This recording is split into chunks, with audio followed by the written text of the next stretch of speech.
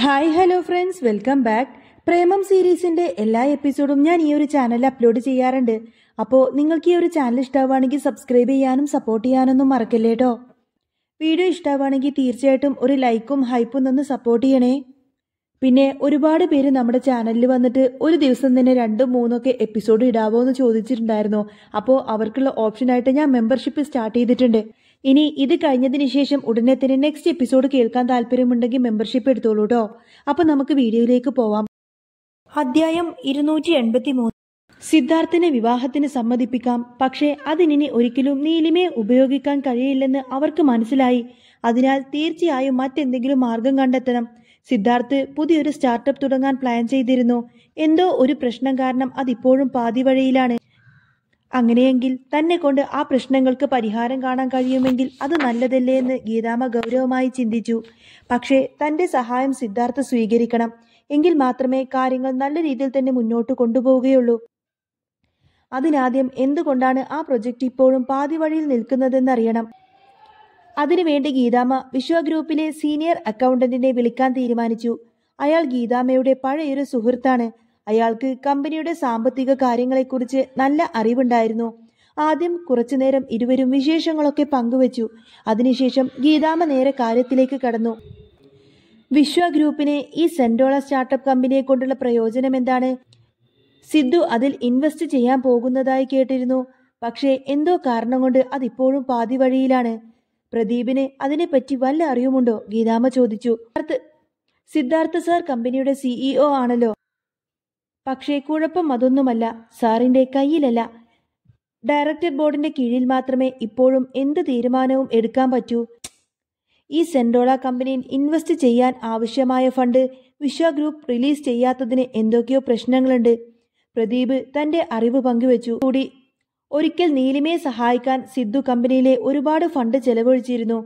അത് ബോർഡ് മെമ്പേഴ്സിന്റെ ഇടയിൽ വലിയ പ്രശ്നമുണ്ടാക്കി. അതാണ് ഇപ്പോൾ ഇങ്ങനൊരു തീരുമാനത്തിന് പിന്നിലെന്നാണ് അറിയാൻ കഴിഞ്ഞത്. അയാൾ അതും കൂടെ കൂട്ടിച്ചേർത്തു. കുറച്ചു നേരം കൂടി അതിനെപ്പറ്റി ചർച്ച ചെയ്തതിനു ശേഷം ഗീതാമ്മ ഫോൺ വെച്ചു. പിന്നെ സിദ്ധാർത്ഥിനെ വിളിക്കാൻ തീരുമാനിച്ചു. അവൻ ആ സമയം നല്ല ജോലി തിരക്കിലായിരുന്നു. ഫോൺ റിങ് ചെയ്തതോടെ സിദ്ധാർത്ഥ് ഫോണിലേക്ക് നോക്കി. ഗീതാമ്മയാണ് വിളിക്കുന്നതെന്ന് കണ്ടപ്പോൾ അവനിൽ അസ്വസ്ഥത നിറഞ്ഞിരുന്നു. ഇനി അടുത്തതെന്ത് പ്രശ്നമുണ്ടാക്കാനാ പോകുന്നത് എന്ന് അവൻ സ്വയം ചിന്തിച്ചു. പിന്നെ ഫോൺ എടുത്ത് ഹലോ, സിദ്ധാർത്ഥ് വിശ്വനാഥൻ സ്പീക്കിംഗ്. അവൻ ഒരു ഔപചാരികമായി മറുപടി നൽകി. സിദ്ധു, ഞാൻ നിന്റെ അമ്മയാണ്. ചെറിയൊരു അമ്പരപ്പോടെ അവർ പ്രതികരിച്ചു. ആ അമ്മ പറയേ, എന്താ വിളിച്ചത്? അവരോട് സംസാരിക്കാൻ അവന് ഒട്ടും തന്നെ താല്പര്യമുണ്ടായിരുന്നില്ല. അത് സിദ്ധാർത്ഥിന്റെ വാക്കുകളിൽ നിന്ന് തന്നെ പ്രകടമായിരുന്നു. എങ്കിലും ഗീതാമ്മ പിന്മാറിയില്ല. സിദ്ധു, കമ്പനിയിൽ എന്തോ ഒരു പ്രശ്നമുണ്ടല്ലേ? അതിന് നല്ലൊരു എമൗണ്ട് ആവശ്യമുണ്ടെന്ന് എനിക്കറിയാം. നമുക്കതിനെ പറ്റിയിട്ടൊന്ന് സംസാരിച്ചാലോ? ചിലപ്പോൾ കാര്യങ്ങൾ വ്യക്തമായാൽ എനിക്ക് നിന്നെ ഹെൽപ്പ് ചെയ്യാൻ പറ്റുമെന്ന് തോന്നുന്നു. ഗീതാമ്മ കാര്യമായി പറഞ്ഞു. പക്ഷേ സിദ്ധാർത്ഥ് മറുപടിയൊന്നും തന്നെ പറഞ്ഞില്ല. നിനക്ക് താല്പര്യമുള്ള ഒരു സ്റ്റാർട്ടപ്പ് പ്രൊജക്റ്റ് ഉണ്ടെന്ന് എനിക്കറിയാം സിദ്ധു. അതിന് ആവശ്യമായ പണം ഞാൻ നൽകാം. ഗീതാമ്മ നേരിട്ട് കാര്യത്തിലേക്ക് കടന്നു. അവർക്ക് ശരിക്കും സിദ്ധാർത്ഥിനെ സഹായിക്കാൻ താല്പര്യമൊന്നുമില്ലായിരുന്നു. പക്ഷേ ഈ ഒരു ഓഫറിലൂടെ അവനെ സ്വാധീനിക്കാൻ കഴിഞ്ഞേക്കുമെന്ന് അവർ പ്രതീക്ഷിച്ചു. അമ്മ ഇങ്ങനൊരു ഓഫർ മുന്നോട്ട് വെച്ചിട്ടുണ്ടെങ്കിൽ തീർച്ചയായിട്ടും അതിന് പിന്നിൽ മറ്റെന്തെങ്കിലും ഗൂഢലക്ഷ്യമുണ്ടാകുമെന്ന് സിദ്ധാർത്ഥിന് തോന്നി. അവർ എന്താണ് ഉദ്ദേശിക്കുന്നതെന്നറിയാൻ വേണ്ടിയിട്ട് കാത്തിരുന്നു. പക്ഷേ നീ എനിക്കൊരു വാക്ക് തരേണ്ടി വരും സിദ്ധു. ഞാൻ നിനക്ക് പണം തന്നു കഴിഞ്ഞാൽ എത്രയും പെട്ടെന്ന് തന്നെ നീ ലാവണ്യെ കല്യാണം കഴിക്കണം. അവളോടൊപ്പം നീ നന്നായിട്ട് ജീവിക്കണം. അവളോട് നീ നന്നായിട്ട് പെരുമാറണം. മറക്കല്ലേ സിദ്ധു, അവൾ ആവശ്യപ്പെട്ടു പറഞ്ഞു. അപ്പോഴും സിദ്ധാർത്ഥ് നിശബ്ദനായിരുന്നു. ഗീതാമ്മയുടെ ആത്മവിശ്വാസത്തിന് പതിയെ മങ്ങലേറ്റു. പിന്നെ സിദ്ധു, ലാവണ്യമോള് മിക്കവാറും അങ്ങോട്ടേക്ക് വരും. നീ അവളോട് മോശമായിട്ടൊന്നും പെരുമാറരുത്. അവൾക്ക് നിന്റെ കൂടെ കുറച്ച് ഫോട്ടോസ് എടുക്കണം. ഞാൻ പറഞ്ഞതൊക്കെ നിനക്ക് സമ്മതമാണെങ്കിൽ അപ്പോൾ തന്നെ അമ്മ മോന് ആവശ്യമുള്ള ഫണ്ടൊക്കെ ട്രാൻസ്ഫർ ചെയ്യാം, അവർ വീണ്ടും പറഞ്ഞു. ഒന്ന് നിർത്തുന്നുണ്ടോ? സിദ്ധാർത്ഥ് ദേഷ്യത്തിൽ പ്രതികരിച്ചു. ലാവണ്യ അങ്ങോട്ടേക്ക് വരുന്നുണ്ടെന്ന് കേട്ടപ്പോൾ തന്നെ അവന്റെ ക്ഷമ നശിച്ചിരുന്നു. എന്തുകൊണ്ടാണ് ആ സ്ത്രീ എന്നെ ഇങ്ങനെ ശല്യപ്പെടുത്തുന്നത്? അവർക്ക് വേണ്ടി ഓരോ കാര്യങ്ങളും ചെയ്യാൻ മാത്രം ഈ അമ്മക്ക് എന്തിന്റെ കേടാ? അവൾ എന്താ അമ്മനെ ഭീഷണിപ്പെടുത്തുന്നുണ്ടോ? അവൻ കനത്ത സ്വരത്തിൽ ചോദിച്ചു. അതോടെ ഗീതാമ്മക്കു ദേഷ്യം വന്നു. വാക്കുകൾ സൂക്ഷിച്ചുപയോഗിക്കണം സിദ്ധു. ഞാൻ നിന്റെ അമ്മയാണ്. അതുകൊണ്ട് ഇത്തിരി ബഹുമാനമൊക്കെ ആവാം, അവൾ ആക്രോശിച്ചു. അമ്മേ, നിങ്ങളാണ് എന്നെ വളർത്തിയത്. അതുകൊണ്ട് എന്റെ സ്വഭാവം എന്താണെന്ന് നിങ്ങൾക്ക് തന്നെ വ്യക്തമായിട്ടറിയാലോ. അതുകൊണ്ട് ഇനി ഒരിക്കലും എന്നെ ഇങ്ങനെ ഓരോ കാര്യത്തിന് ഫോഴ്സ് ചെയ്യരുത്. എനിക്കത് ഇഷ്ടമല്ല. അമ്മ അത് ആദ്യം മനസ്സിലാക്ക്. അതും പറഞ്ഞുകൊണ്ട് തന്നെ അവൻ ദേഷ്യപ്പെട്ട് ഫോണ് കട്ട് ചെയ്തു. ഗീതാമ്മ മകന്റെ സംസാരത്തിലും പ്രവൃത്തിയിലും ദേഷ്യപ്പെട്ട് പല്ല് കടിച്ചു. പിന്നെ സ്വയം നിയന്ത്രിക്കാൻ ശ്രമിച്ചു. താൻ പറയുന്നത് ഇപ്പോൾ അവനൊന്നും തന്നെ മനസ്സിലാവില്ല. പക്ഷേ ഭാവിയിൽ അവനെല്ലാം തിരിച്ചറിയുമെന്ന് അവർ കരുതി. എന്തായാലും ഈ ഐഡിയ ഫ്ലോപ്പായി പോയി. അപ്പോൾ തന്നെ അടുത്തത് എന്ത് വേണമെന്ന് ചിന്തിക്കണം. എന്തായാലും സിദ്ധാർത്ഥിന് പുതിയൊരു കമ്പനിയിൽ ഇൻവെസ്റ്റ് ചെയ്യാനുള്ള സാമ്പത്തിക ബുദ്ധിമുട്ടുണ്ടെന്ന് അവർ മനസ്സിലാക്കിയിരുന്നു. അതോടെ ലാവണ്യ തന്നെ കാണാൻ വരുന്നുണ്ട് എന്നറിഞ്ഞ് സിദ്ധാർത്ഥിന് ശരിക്കും അസ്വസ്ഥത തോന്നി. അവളോടുള്ള വെറുപ്പ് അവന്റെ മനസ്സിൽ തങ്ങി നിന്നു. അവൻ നേരെ റിസപ്ഷനിലേക്ക് നടന്നു. ലാവണ്യ വന്നാൽ ഞാനൊരു അർജന്റ് മീറ്റിംഗിലാണെന്നും ഇന്ന് കാണാൻ പറ്റില്ലെന്നും പറയണം. അത്രമാത്രം പറഞ്ഞിട്ട് സിദ്ധാർത്ഥ് ഫോണ് കട്ട് ചെയ്തു. യഥാർത്ഥത്തിൽ ഗീതാമ്മ പറഞ്ഞത് ശരിയായിരുന്നു. സിദ്ധാർത്ഥിന്റെ കയ്യിൽ ഒരു പ്രോജക്റ്റ് ഉണ്ടായിരുന്നു. അതിനുള്ള ഫണ്ട് കണ്ടെത്തുന്നത് ബുദ്ധിമുട്ട് തന്നെയാണ്. എന്നാൽ തനിക്കുള്ള പണം കണ്ടെത്താൻ ഒരിക്കലും തന്റെ മാതാപിതാക്കളെ ആശ്രയിക്കേണ്ടി വരില്ലെന്ന് അവൻ ഉറപ്പിച്ചിരുന്നു. അപ്പോഴേക്കും ലാവണ്യ വിശ്വ ഗ്രൂപ്പിന്റെ ഓഫീസിലേക്ക് എത്തി. അവൾ നേരെ അകത്തേക്ക് കയറാൻ നോക്കിയെങ്കിലും സെക്യൂരിറ്റി അവളെ തടഞ്ഞു. നിങ്ങൾ എന്താ ഈ ചെയ്യുന്നത്? ഞാൻ സിദ്ധുവിന്റെ ഫിയാൻസിയാണ്. എനിക്കവനെ ഇപ്പൊ തന്നെ കാണണം. അതുകൊണ്ട് എന്നെ അകത്തേക്ക് വിട്, അവൾ ദേഷ്യത്തിൽ പറഞ്ഞു. അവളുടെ മുഖത്ത് അഹങ്കാരവും അവജ്ഞതയും നിറഞ്ഞിരുന്നു. സിദ്ധാർത്ഥ് അവൾക്ക് നൽകിയ വാണിംഗ് എല്ലാം അവൾ പാടെ മറന്നിട്ടുണ്ട്. ഗീതാമ്മ തനിക്ക് നൽകിയ ഉറപ്പിന്റെ വിശ്വാസത്തിലാണ് അവൾ ധൈര്യപൂർവ്വം അങ്ങോട്ടേക്ക് വന്നത്. ക്ഷമിക്കണം മാഡം, നിങ്ങൾക്ക് അകത്തേക്ക് കയറാൻ അനുവാദമില്ല, സെക്യൂരിറ്റി ഗാർഡ് മറുപടി നൽകി. അതിനുള്ള കാരണമെന്താ? ഞാൻ സിദ്ധാർത്ഥിനെ വിവാഹം കഴിക്കാൻ പോകുന്ന ആളാണെന്ന് നിങ്ങൾക്ക് മനസ്സിലായില്ലേ?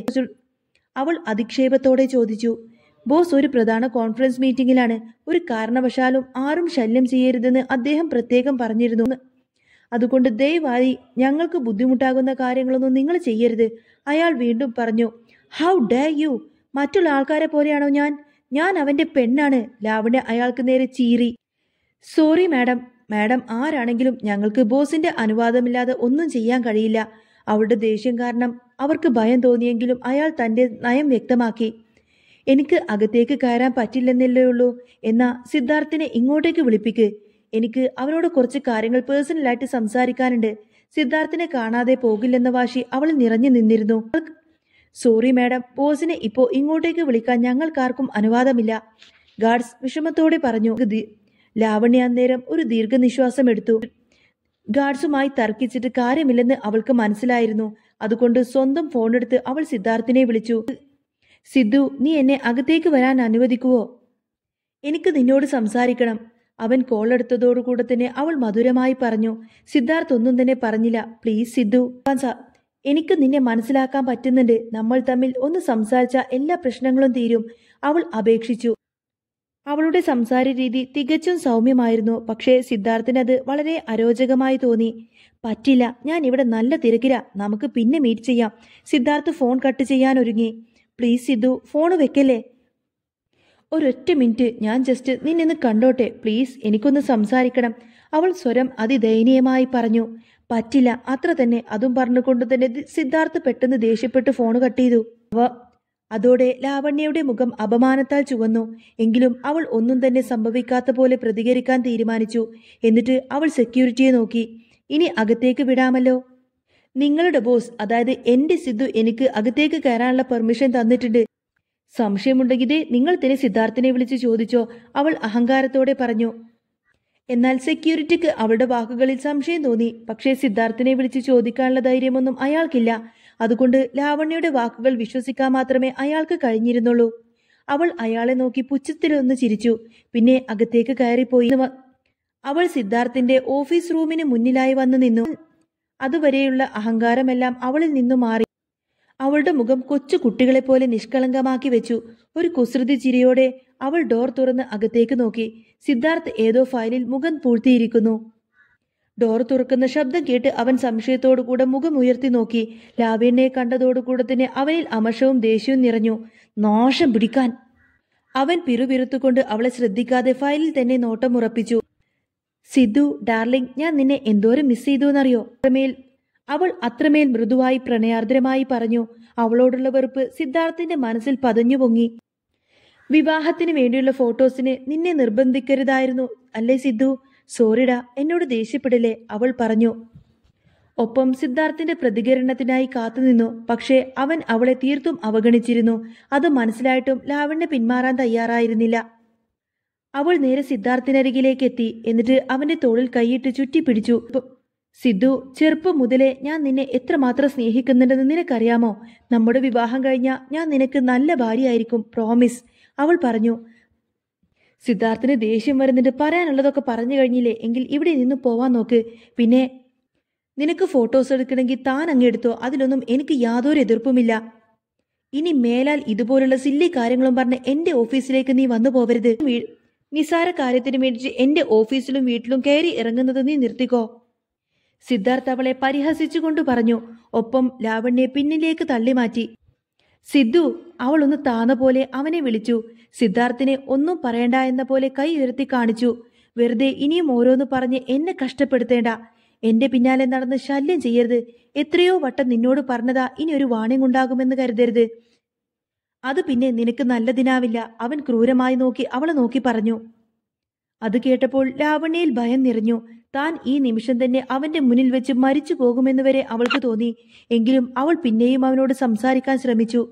ശരീരത്തിന്റെ ആകാര ഭംഗി കൊണ്ട് അവനെ വശീകരിക്കാൻ അവൾ ശ്രമിച്ചു. ശരിയാണ്, ഏതൊരാളും ആഗ്രഹിച്ചു പോകുന്ന സൗന്ദര്യം അവൾക്കുണ്ട്. പക്ഷേ സിദ്ധാർത്ഥിൽ അവൾക്ക് യാതൊരുവിധ സ്വാധീനവും ചെലുത്താൻ കഴിഞ്ഞിട്ടില്ല. അവന്റെ മനസ്സ് മുഴുവൻ നീലിമയിൽ മാത്രമായിരുന്നു. അവൾക്ക് പകരമാവാൻ ആർക്കും കഴിയില്ലെന്ന് അവൻ അറിയാമായിരുന്നു. അവൾ അവജ്ഞതയോടെ അവനിൽ നിന്നും നോട്ടം തെറ്റിച്ചു. സ്വയം അപഹാസ്യയായതുപോലെ തന്നെ ലാവണ്യക്ക് തോന്നിയിരുന്നു. എങ്കിലും അവൾ പിന്മാറാൻ തയ്യാറായിരുന്നില്ല. ലാവണ്യ പറഞ്ഞിട്ട്, സിദ്ധു, ഞാൻ ഗീതാന്റിയോട് സംസാരിച്ചിരുന്നു. അപ്പൊ സിദ്ധാർത്ഥിന് ദേഷ്യം വന്ന് ചോദിക്കുന്നത്, ഓ, അപ്പോ അമ്മ വഴിയാണല്ലേ നീ ഓരോ കാര്യങ്ങളൊക്കെ മൂവ് ചെയ്യുന്നത്? പക്ഷേ നീ ഒരു കാര്യം മനസ്സിലാക്കിക്കോ ലാവണ്യ, അമ്മ എന്നല്ല ആർക്കും എന്റെ തീരുമാനം മാറ്റാൻ കഴിയില്ല. ഇനിയും നീ എന്നെ ബുദ്ധിമുട്ടിക്കരുത്. പറഞ്ഞതനുസരിക്കാൻ വയ്യെങ്കിൽ നീ അതിന്റെ ആഫ്റ്റർ എഫക്റ്റ് അനുഭവിക്കേണ്ടി വരും. സിദ്ധാർത്ഥ് കഠിനമായി തന്നെ പറഞ്ഞു. അത് വെറും വാക്കല്ലെന്ന് കേൾക്കുന്ന ആർക്കും വ്യക്തമാകും. ലാവണ്യ അവനെ തന്നെ തുറിച്ചു നോക്കി. തന്റെ മുന്നിൽ നിൽക്കുന്നവൾക്കുള്ളിൽ എത്രത്തോളം വിഷമമുണ്ട് എന്നുള്ള കാര്യം സിദ്ധാർത്ഥിനറിയാം. എന്നിട്ടും അവൾക്കെതിരെയുള്ള തെളിവുകൾ ഇപ്പോഴും കിട്ടിയിട്ടില്ല. ആ ചിന്ത കാരണം അവന് ദേഷ്യം വന്നു. അവളെ ഒരു നിമിഷം പോലും നോക്കി നിൽക്കാൻ അവന് ഇഷ്ടപ്പെട്ടില്ല. അവന്റെ അവഗണന ലാവണ്യയെ പാടെ തളർത്തി. അവൾക്ക് സങ്കടം സഹിക്കാൻ കഴിയുന്നില്ല. സിദ്ധു, ഞാൻ ഇനി ഒരു തെറ്റും ചെയ്യില്ല. അപ്പൊ പിന്നെ നിനക്ക് എന്നെ ഒന്ന് സ്നേഹിച്ചൂടെ? അവൾ ഒടുവിൽ അപേക്ഷ പോലെ ചോദിച്ചു. പക്ഷെ അവൻ അതിന് മറുപടി നൽകാനോ അവളെ ഒന്ന് നോക്കുക പോലും ചെയ്തില്ല. സിദ്ധു, നീ എന്നൊന്ന് നോക്ക്, അവൾ പിന്നെയും പറഞ്ഞു. പക്ഷേ അങ്ങനെ ഒരാൾ മുന്നിൽ നിൽക്കുന്നുണ്ട് എന്ന് പോലും അവൻ ശ്രദ്ധിച്ചില്ല. സിദ്ധാർത്ഥ് പൂർണ്ണമായും അവന്റെ ജോലിയിൽ ഏർപ്പെട്ടു. ലാവണ്യ പുറത്തേക്ക് പോകാതെ ഓഫീസ് ക്യാബിനിലുള്ള സോഫയിൽ തന്നെ പോയിരുന്നു. അവന്റെ നോട്ടം തന്നിലേക്ക് എത്തുമെന്ന പ്രതീക്ഷയോടെ അവൾ കാത്തിരുന്നു. പക്ഷേ ഒന്നും സംഭവിച്ചില്ല. ഇടയ്ക്ക് ഒരു കപ്പ് കോഫിയുമായി അവൾ അവന്റെ അരികിലെത്തി. സിദ്ധു, ഇത് കുടിക്ക്. കുറെ നേരമായില്ലേ നീ ജോലി ചെയ്യുന്നത്? ഒരല്പം ആശ്വാസം കിട്ടും. അവൾ കോഫി മഗ് അവന് നേരെ നീട്ടിക്കൊണ്ട് പറഞ്ഞു. പക്ഷേ പെട്ടെന്ന് അവളുടെ കൈ വിറച്ചു. കോഫി അവളുടെയും അവന്റെയും വസ്ത്രത്തിൽ തെറിച്ചു. അയ്യോ, സോറി സിദ്ധു, അവൾ ആകുലതയോടെ പറഞ്ഞു. ഒപ്പം വേഗത്തിൽ ഒരു ടിഷ്യൂ പേപ്പർ എടുത്തു. ദേഹത്ത് പോയിരിക്കുന്ന കോഫിയെല്ലാം തുടച്ചു മാറ്റാൻ ശ്രമിച്ചു. അവന്റെ വെളുത്ത ഷർട്ടിലും കാപ്പിയുടെ കറ നിറഞ്ഞിരുന്നു. അവൾ വേഗം സിദ്ധാർത്ഥിന്റെ സെക്രട്ടറിയെ അങ്ങോട്ടേക്ക് വിളിച്ചു വരുത്തി. നിങ്ങൾ എത്രയും പെട്ടെന്ന് തന്നെ എന്റെ സിദ്ധുവിന് ഒരു ഷർട്ട് കൊണ്ടുവരൂ. ഇവൻ ഇച്ചിരി കുസൃതി കൂടിപ്പോയി. അവൾ സെക്രട്ടറിയെ നോക്കിയിട്ട് മികച്ച രീതിയിൽ തന്നെ അഭിനയിച്ചു പറഞ്ഞു. ഒപ്പം മുഖത്ത് നാണം വരുത്തുന്നുണ്ടായിരുന്നു. സിദ്ധാർത്ഥിന് എന്താണ് സംഭവിക്കുന്നതെന്ന് ഒരു നിമിഷത്തേക്ക് ധാരണ കിട്ടിയില്ല. ആ സമയം അവളുടെ കൈകൾ മൃദുവായി അവന്റെ നെഞ്ചിൽ തഴുകിയിരുന്നു. സെക്രട്ടറി സമ്മതം പറഞ്ഞ് പുറത്തേക്ക് പോയി. അപ്പോഴാണ് സിദ്ധാർത്ഥിന് ബോധം വന്നത്. അവൻ വെറുപ്പോടെ അവളെ തള്ളി മാറ്റിക്കൊണ്ട് തന്നെ ചോദിക്കുന്നത്, how dare you touch me? അവൻ പല്ല് കടിച്ചുകൊണ്ട് തന്നെ അവൾക്ക് മുന്നിൽ ആക്രോശിച്ചു. ഭയം തോന്നിയെങ്കിലും ലാവണ്യ പുഞ്ചിരിയോടെ വീണ്ടും അവന്റെ അരികിലെത്തി. അതിന് ധൈര്യത്തിന്റെ ആവശ്യമുണ്ടോ സിദ്ധു? നമ്മൾ വിവാഹം കഴിക്കാൻ പോകുന്ന ആൾക്കാരല്ലേ? വശ്യമായി പറഞ്ഞുകൊണ്ട് തന്നെ അവൾ നെഞ്ചോട് ചേർന്ന് നിന്നു. സിദ്ധാർത്ഥിന് ശ്വാസം വിങ്ങിയ പോലെ തോന്നി. അപ്പോഴാണ് അവൻ അവളെ ശരിക്കും ശ്രദ്ധിക്കുന്നത്.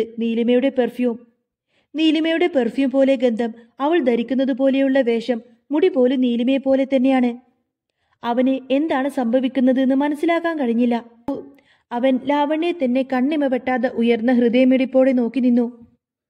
അവൾ മനോഹരമായ പുഞ്ചിരിയോടെ അവനെ തന്നെ ഇങ്ങനെ നോക്കി നിൽക്കുകയാണ്. ഒപ്പം അവനിലേക്ക് കൂടുതൽ ചേർന്ന് നിന്നു. പതിയെ അവരുടെ അധരങ്ങൾ തമ്മിലടുത്തു. സ്വപ്നലോകത്തെന്ന പോലെ നിൽക്കുന്ന സിദ്ധാർത്ഥിന്റെ ദൗർബല്യം അവൾ ഉപയോഗിക്കാൻ പൂർണ്ണമായും തീരുമാനിച്ചുകൊണ്ടേയിരുന്നു. അങ്ങനെ വശ്യമായ ചതിയിലൂടെ സിദ്ധാർത്ഥിനെ സ്വന്തമാക്കാൻ നിൽക്കുന്ന നീലിമയെ കാണിച്ചുകൊണ്ടാണ് കേട്ടോ ഇന്നത്തെ ഒരു എപ്പിസോഡ് പൂർണ്ണമാവുന്നത്. ഇനി ഇത് കഴിഞ്ഞിട്ടുള്ള നെക്സ്റ്റ് എപ്പിസോഡ് ഞാൻ ഓൾറെഡി അപ്ലോഡ് ചെയ്തിട്ടുണ്ട് കേട്ടോ. അപ്പോൾ അത് കേൾക്കാൻ താല്പര്യമുണ്ടെങ്കിൽ നമ്മുടെ മെമ്പർഷിപ്പ് ജോയിൻ ചെയ്തോളൂ. നെക്സ്റ്റ് വീഡിയോ ആയിട്ട് വരാട്ടോ. ബൈ.